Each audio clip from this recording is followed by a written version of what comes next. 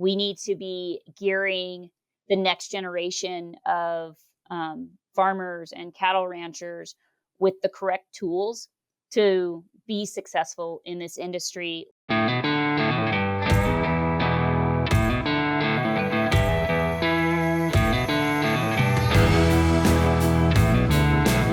All right. Today I've got Meranda Small from the University of Idaho Extension. I'm excited to have you today, Miranda. Excited to talk about extension and how it's kind of uh, how your personal experiences and how you grew up has really shaped how you do extension and your belief system in extension. Extension is to me one of the truly best things that we do from academia that sets us apart from any other field, from any other country. And so, it's to me, extension is just a truly beautiful thing of how, we're focused on benefiting the industry and providing them the resources that they need versus just being the singular source of research or education. Yeah. And so, to step back a little bit, can you give us a kind of an overview of what you do today and how did you get there? Yeah. So I have been with University of Idaho since May of 2014. I started out in a small county down in the southeastern part of Idaho, had a low population but high agriculture community, and was able to kind of get my feet wet in a small community space, which was probably really beneficial in helping me get comfortable with what extension looks like. As a kid who participated in 4-H, you have an idea, but your idea is really isolated to fair time, probably. And there's no manual that comes with extension work on what the day looks like and the things that you're supposed to be doing on a day to day. Um, I have a supervisor now who loves to say this is the best job in that you're somewhat self employed and self directed, but you're doing it for a bigger picture and as part of a larger institution. And so having that kind of a start was really beneficial. And then I had the opportunity to go to a larger county in the central part of eastern Idaho, which is a really big cattle county. And it's a diverse operation between large scale ranchers and feedlot industry, quite a bit of dairy still present. And that paired really nicely with my personal world. And so today I'm now up in north central Idaho. I'm the Idaho County Extension Educator. And I found myself here because this is where I grew up. This is where I did 4-H. And this is Mhm. where my family dry land for wheat farms. And now I say dry land because in eastern Idaho, there's a ton of irrigation. And so when I started out in extension, I kind of had to differentiate of, yeah, we're wheat farmers. Well, up in there, do you do dry land or do you do nature irrigation? And Right. so my folks are farmers and have been for 4 generations now. My husband and I live on the original homestead property in the house that I was raised in, and we are now raising the next generation who hopefully look forward to their turn to have this responsibility of managing the land and now the cattle part of my family's operation that my husband and I have added into it. Um, we decided several years ago we wanted to be our own boss and have our own cattle operation. At the time, my husband was the general manager of a corporate feed yard in eastern Idaho. And that's all these different things have been very much tailored into how my programming looks as a livestock educator with the University of Idaho. My programming is predominantly focused on beef cattle production. And so my husband's profession and our personal experience and the clientele that I've come into contact with has really shaped and kind of guided how I do programming and what I focus on as I move through each year of trying to make a plan of what do the producers need in my area? What am I aware of that's going on on a larger scale at the state level, regional, and national level? And how do I tie it all together to best benefit my producers? Um, Oftentimes, I also use our own experiences. If we have something go wrong with our cows, I research it and I try and figure it out, and then I make that assumption of somebody else must be having this problem, and so that will guide programming in that one direction for a little bit of time too. We have a time and labor saving product for you. Beef and Dairy Agrislat by Healthy Farms is your solution. No more lugging jugs around the barn every month. With Beef and Dairy Agrislat, you simply drop the slat through the floor twice a year, and it works to break down solids, reduces crusting and forming. To learn more, visit myhealthyfarms.com. Yeah, I mean, so it's really interesting how those things that you're seeing can really help you in realizing what's going on in the industry right now, right? Because you're experiencing it personally, and so many times there's a disconnect of academia and the ranching community. Yeah. And so we get so siloed in academia sometimes.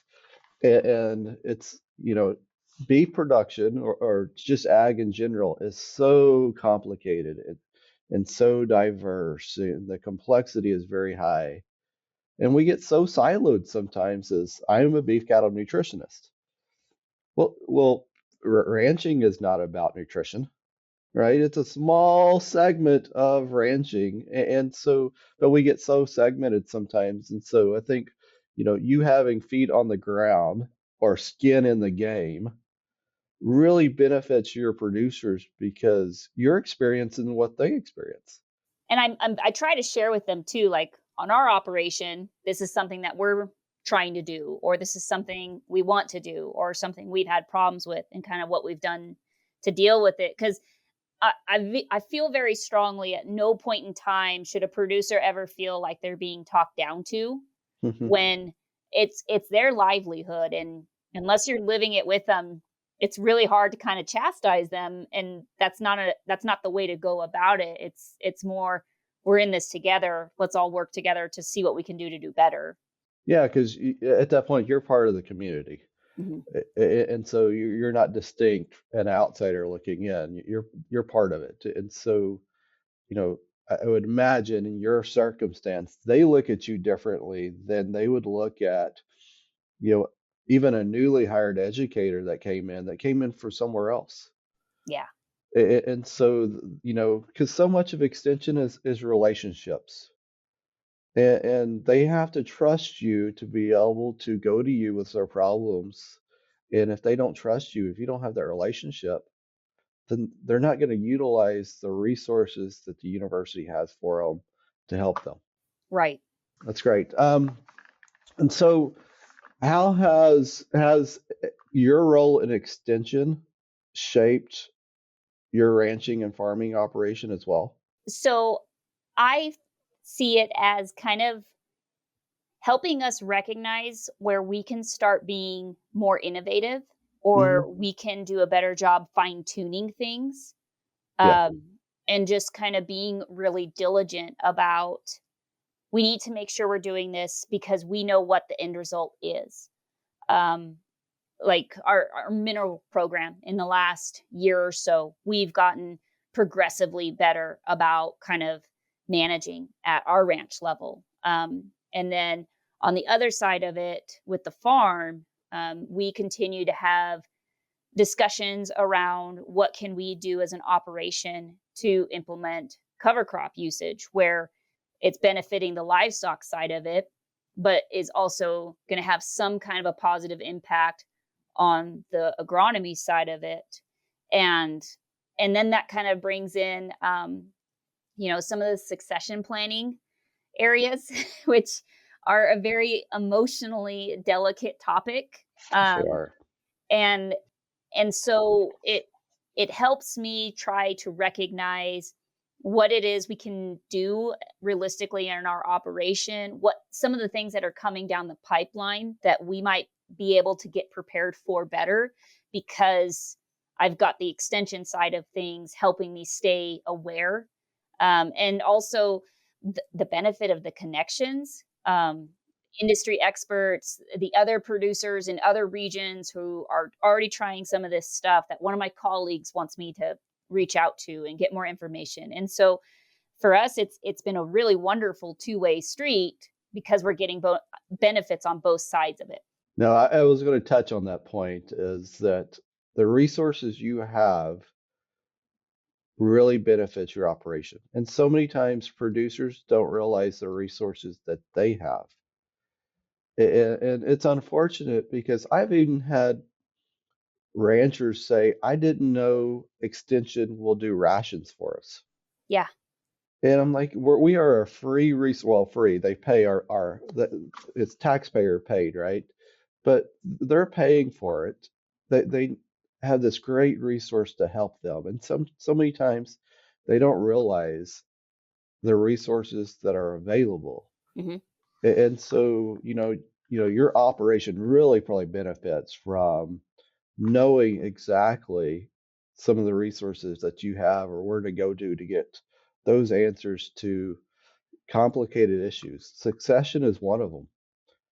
And do you want to touch on that since are going through that phase of succession and Yeah. because it's a highly emotional deal and it gets to a challenge when you give up those reins and hand them over to the next generation. And so many families struggle with the succession of how to appropriately do that and take the emotion out of the family and hand those reins over as the business. And they struggle with the business end of ranching and farming is a business. And so there's this struggle with handing it down and letting the next generation take the reins and not micromanaging and trying to still be part of that decision making. Well, I full disclosure, we're not doing it super great. We're we have moments where it feels like we're making progress and then we'll backslide. Yeah. And the conversation in our family between my husband and I and my folks has been going on for at least 4 years now. Um, and there's that complexity to it because I have two other siblings. They are not on the operation, so they're not directly involved, but they have strong opinions about what they foresee the future of the operation being, regardless of whether they're physically present or not. And so there's another navigational lane with a lot of emotion. And my husband and I feel very strongly in a certain way because we are the ones here. And so we have to kind of sometimes remind ourselves that it isn't just us and getting things rolled over from my folks into Mhm. us. There's these other, absentee stakeholders, really. Right. And then for my folks, it's the challenge of making sure they're being fair and equal. And we all know that fair and equal do not mean the same thing and don't look the same from Mhm. one situation to the next. And so everybody's having to go through this kind of emotional minefield almost at times to try and figure out how to do this in a way that preserves essentially the legacy of the operation so that there is something to keep going from one generation to the next, but also doesn't slight anybody and doesn't put anybody in a position where they're no longer having benefits of it. Um, One of the other things too is my dad had to take over this farming operation when he was 17 years old because his father had been diagnosed with multiple sclerosis. And back then, they did not have the medical care that they do now. And so it was a really big, uh, emotionally charging moment. And to have this 17-year-old child really take on that responsibility of getting an ag loan and an operating note and making management decisions and continuing to run this farm operation so that his family still had income. And so for him now, as he's in his mid 60s, he's having to go through that personal and internal challenge of, this has been my whole world for as long as I can remember. And now I have to start shifting my world to somebody else. And so for all the right reasons, everybody's got a big emotional charge around it. And that definitely clouds how we professionally look at it and how to kind of keep moving things forward. And, there's really great resources out there, at the university levels and at the state Department of Ag levels. But until you're living in it, it's really hard to kind of figure out that navigation process and recognize who you need to bring in and when to kind of get through some of these channels that have to be done. Otherwise, the worst fear is, well, nobody can agree and it all gets split out and it's just done and it's gone. Yeah, it's definitely a massive challenge for a lot of cow-calf, a lot of farming operations today. When you especially look at the age of the average age of any rancher, and so this is a bigger and bigger issue of. And you think about sustainability. This is sustainability, right? Is generational sustainability is so important. And how do you maintain that without losing and dividing up? And oftentimes that's what happens is it gets divided across the family and you lose that sustainability at that Yeah. point. So I don't have those answers yet. Stay tuned, I guess. You kind of touched on this with your father, but I assume some of your extension programming is geared around young farmers, young ranchers, and that's a big need because it's sometimes very hard to get into the industry. Yes. But there's a lot of opportunities that if we think outside of the box, there's so many absentee farms and ranches that no one's going to inherit. They have no children, but they want it to stay in production. And so there's many other opportunities to come in, and there's other opportunities for being very creative of getting into the industry.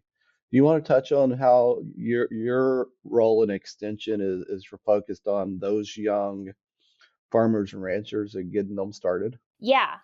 So one of the things that we actually have here in Idaho, it's a University of Idaho Extension program, and I currently serve as the chairperson for the planning committee, is the Young Cattle Producer Conference. Um, Back in, I think it was 2014, 2015, our state cattle association, the Idaho Cattle Association, they came to us and expressed this exact need of, we need to be gearing the next generation of farmers and cattle ranchers with the correct tools to be successful in this industry, whether they're starting up on their own or whether they're getting ready to take over a Hmm. generational operation. And so, from that guidance, we, over the last 8 years now, we're approaching our eighth year. We've been offering an annual conference that we run in conjunction with the state association's annual summer meeting, so that we can Hmm. have some time with them. But we focus really heavily on exposing the producers that we invite to come participate in the conference to the different segments of the industry. I think one of the challenges for a lot of young producers is they know the segment they're in. They kind of might know about like the seed stock segment if they're Hmm. not in that, because everybody's got to buy bulls. And but a lot of them, unless they have worked in it or come from a family that does it, don't have a big exposure to the stalker sector or backgrounding and feedlot sectors or the packer industry, and have no idea of what really takes place with the animal once it leaves the ranch operation.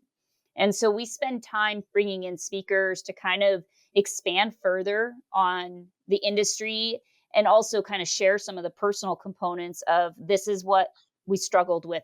This is what made us successful. This is something I would redo. This is something I would recommend. Um, we then spend time with the ICA event, and then We incorporate tour activities. We go to feedlots if we're in a part of the state where feedlots are present. We go to some kind of processing place, whether that's a small USDA inspected butcher Hmm. shop or a full on packing facility. We tour purebred operations. We go to backgrounding feed yards if we can, and stocker operations. We go somewhere or bring in a speaker that's doing something really innovative, like they're finding success with incorporating grazing of cover crops in their farming side of their operation. And we also bring in speakers that can talk about how to go about financing an operation. One of our presenters is from Hmm. a major ag lender, and she takes time to kind of talk about this is what you would need to come in with. This is what we're looking at when we start evaluating if we want to financially support you or how we're going to financially support you.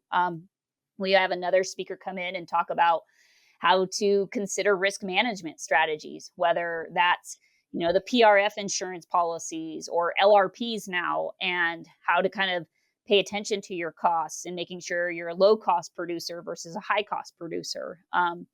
And then we spend some time with ICA again, talking about the opportunities to take on leadership roles. Our industry very heavily relies on individuals being willing to step onto these committees that go to legislature and kind of campaign for our needs. We're such a small demographic, we have to have a pretty loud voice. And so this all kind of comes back to the point of it's another support avenue for young producers to take into consideration to better their own operation, but also seek out opportunities to help improve and be in a leadership role for the industry as a whole.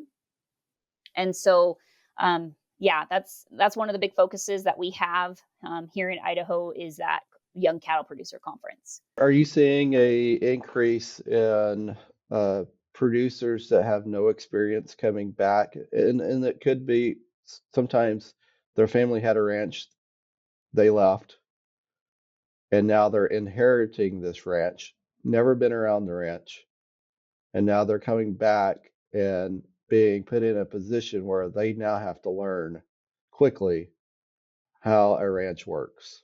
Yeah, in the lower parts of the state, we're probably seeing that a little bit more, just because, yeah, a lot of that generation, they leave, they go to college, they go work on some other, career path for a period of time, and then they hit a certain age and decide, okay, it's time to come back and be prepared to step into this role. We see a little bit of that up here in the central part of the state. What we're seeing quite a bit of up here, though, are people whose uncle maybe had a ranch and they've now decided, you know what, that's a lifestyle I would like to have. That's a way of making an income I'd like to try. And so we've had a lot of startups up in the north central part of the state, in addition to still having our Yeah. multi-generational operations. One of the other things that we've tried to suggest and encourage, and you kind of mentioned this earlier, those operations that don't have a next generation, Hmm.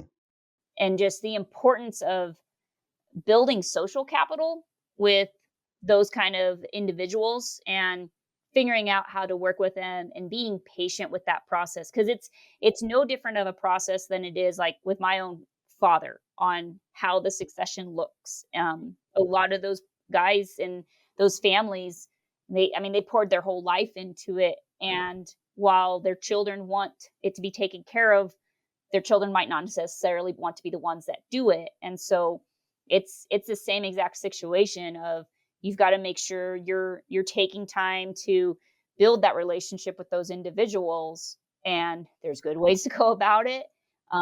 My husband and I have that kind of a situation with an older gentleman. We've been really successful.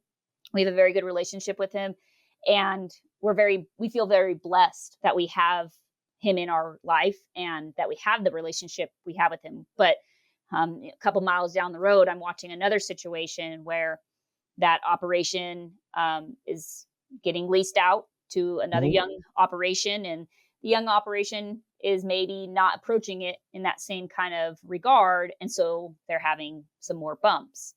Um, like you said earlier, extension in the agriculture community, it's very heavily based on how you build relationships and how you nurture those relationships. Yeah, and so those are touchy situations. Of one, I can place a lot of people into ranches today, but that rancher has to trust the the person coming in, and so they want that relationship before those people come in and kind of take over. Yeah.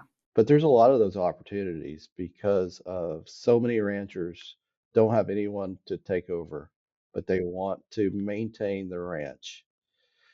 And they may have kids that love the lifestyle, love coming out to a ranch, but want no part of actually ranching. And so there's a lot of those opportunities. It's about building those relationships, and they get complicated because they're still ties. Yeah. And respecting those ties can be tough when you think I'm taking over, this is mine, and it can cause some issues down the road if you don't still respect and honor the previous. And so Yeah. those definitely take time. So what are some of the challenges that you are seeing that Idaho beef producers are being faced with today? I think the biggest thing that has come to the forefront, especially in the last 4 years, is land access, Yeah. and the turnover of what's traditionally been agrarian type ground to housing and development. Um, and that's not to sound like we don't want growth. It's more it's disappointing to watch some of that take place, because it's pricing out Yes. farmers and ranchers quite often. Even if the ground isn't intended for development, land prices for ag purposes has gone up significantly. And I feel like that's a really terrifying hardship It is. for my generation to start facing, but even still, the older generation to have to kind of grapple with too. And so to me, that's probably one of the biggest issues I foresee is, the access to land and the economics of the access to that land. The economics is a big part of it. Is how can I expand? Mhm. And especially these families that have multiple children wanting to stay, Mhm. and to have that, they have to expand something. And sometimes it's being creative of what you bring to the table of, can I add agrotourism, or can I add X, Y, and Z that can bring that other child on board to help. Yeah. But those are difficult because you talk land prices are through the roof. You can't afford to buy land to increase. Leasing is highly competitive at this point. And so I know some universities in some areas have expanded, trying with a putting cows in dry lots, of expanding the cow herd through dry lot operations.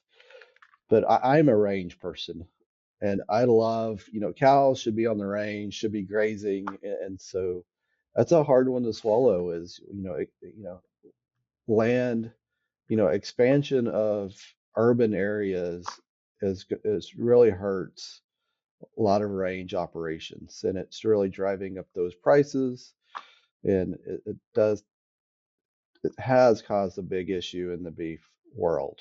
Yeah. And so how is University of Idaho really looking at options for those producers of, I can't increase my land base, but I need to increase some efficiencies. So how is the University of Idaho looking at those issues or those challenges? So some of the programming efforts being done throughout the state obviously include what can we do to reduce input costs. Mhm. What can we do to try and stay a a low cost kind of operation. I think that's also where the cover cropping systems Mhm. has started coming into conversation more. Is what can we do to diversify income on what we already have, And then another programming effort that was kind of getting pushed out for quite a while was what other marketing channels can you explore with the product that you already have? Are you going to, you know, do some stalkers and have them graze this native grass because you're moving your cows into a feedlot setting? Or, what can you do to hit a market at the certain time of year so that you can capitalize as much as possible because the trend says this is the best time of year to sell them versus when you've traditionally sold them because that's just what you've traditionally done. Mm. And so there's been quite a bit of focus on how do we reduce costs and what can we do to diversify on what we already have. Have y'all seen a increased in operations, diversifying, using cover crops? Has that been adopted well, or is there still a little pushback that this is traditionally how we do things? And especially when you get into the ranching farming interfaces, I'm a rancher. Hmm. I'm not a farmer, Hmm. and vice versa, right? And so, have you seen that adoption rate increase, or has that been a tough conversation? It's still a challenging conversation. The places you see it most successfully occurring are the operations that are both, um, Mhm. because they have that freedom and that flexibility to kind of toy around with it, how it looks, what works best. And you've got both parties at that table expressing their needs and their Right. concerns. And I think that's one of the challenges with that conversation. Like you just pointed out, ranchers have certain needs and certain concerns, and they don't exactly mirror the farmers' needs and concerns. Fence lines, weed control, is there water access? Is there going to be some variety planted in there that won't winter kill and it's going to come up in my next year's crop? And so it is something that we've been kind of trying to figure out how to guide the conversation on a little bit more. But as you know, it's such a slow process. Um, and it very much involves making sure everybody's heard out and is clearly understood, and then starting to piece together, well, what if we tried this? But for the most part, the adoption of it has predominantly been on operations that have both cattle and farm, but also, and this has become a big caveat of it, own the land that they're Mm. utilizing.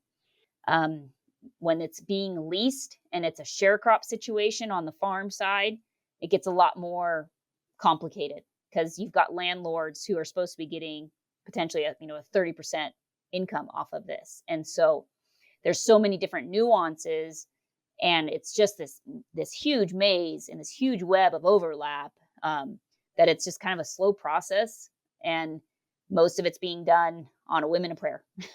Yeah, that's really too bad that even on the lease side, there's so many opportunities of working with the farming side and, leasing those opportunities that they can put in cover crops Mhm. and, winter grazing, residues, et cetera, that can really decrease your winter costs. Mhm. And that's something in some areas that have done really well with is, Yeah. Western Nebraska. There, grazing corn residue is extremely competitive. Yeah. Eastern Nebraska, it is not very competitive, and it's you get into those high percent of rancher to farmer, it's competitive. When you get into high percent farmer to rancher, it's not competitive. Yeah. And so it's really interesting in these environments that we know that what works very well and what can really help, but those interactions are sometimes very difficult because there's contrasting views, Mhm. demands, and so that's always a tough conversation going forward. Well, and like you just pointed out, one state can have totally different ends of the spectrum. They do quite a bit more. I feel they do quite a bit more cover crop grazing and residue grazing down in southern and eastern Idaho. They've got irrigation, and so Mhm. that plays into it too. Of, are you getting natural water or are you getting pumped water? And it continues to just kind of feed into this whole complexity and Yeah. how we navigate it, and how and why everybody maintains their concern about it, because you want to feel safe in decisions from a financial standpoint at the bare minimum before you execute this, just because we've got one crop production year. We've only got this much growing season. We've got cattle out here till this state, but we need them out here till this state. And it's just such a very involved operational shift that to me it's reasonable that's it's so slow, but definitely needs to keep getting pushed on. So, extension is evolving, and for good and for good reasons. And so clientele are changing, and their needs are changing, and how they view uh, information or what information is different today. So, can you give a pretty high level view of how you think extension is going to be in the next 5 or 10 years with, changes in what funding from university standpoint, but also how producers are uptaking information? So one thing, and we found this with COVID, because when we went into shutdown, everybody was real quick to try and adapt to, well, we'll just put it all on an online platform. Mhm. And there's been some great value from that, in that we've figured out how to incorporate people into programming events who can't physically be there in person because they live somewhere else, or they just they want the comfort of just staying home, but they still want the information. um, so I think I foresee us continuing to take advantage of offering educational events in a multifaceted way. But on the other side of that, we're we're still a herd creature. And so people crave social engagement with their comrades in whatever professional lane they're in. And so some of the programs that had shifted to a virtual platform, we've brought back to in person, because people are still craving that physical interaction. Mhm. And then our follow up to that is still making sure we maintain that diversified platform of, we're delivering it virtually, but we want you to come spend time with us physically. Yeah. I also foresee,